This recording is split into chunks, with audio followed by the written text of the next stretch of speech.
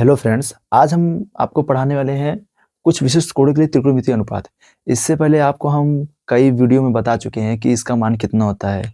सभी का मान आपको याद कराया जा चुका है। तो sin 0 इसका मान, sin 30 इसका मान, जो भी आपके पास tan, cot, sec सभी का मान आपको हम याद करवा चुके हैं।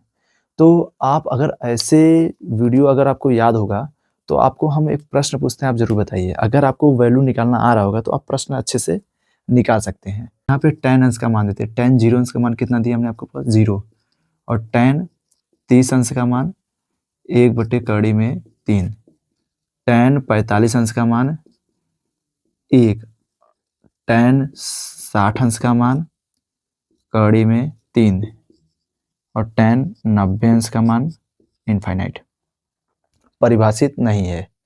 तो अगर आपके पास हमने यहाँ आपको बताया tan 0, tan 30, tan 45, tan 60 और tan 90 अंश का मान, तो आप हमें बताइए, हम आपसे पूछ रहे हैं अगर tan थीटा बराबर 1 दिया है तो थीटा का मान बताइए, इसमें क्या आंसर आएगा।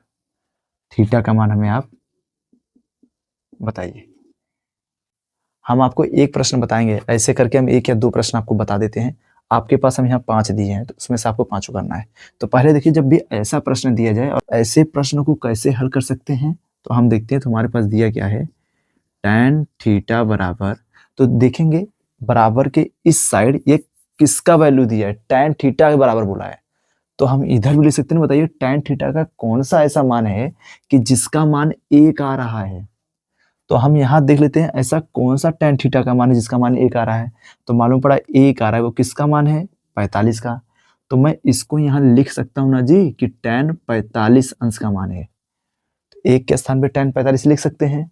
तो ऐसे करने के बाद tan और tan से क्या हो जाएगा, कट जाएगा। तो थीटा बराबर कितना आ जाएगा, 45 अंश।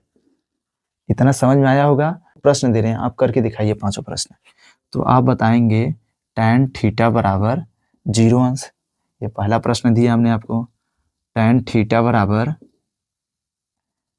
1/3, ये दूसरा प्रश्न हो गया आपके पास।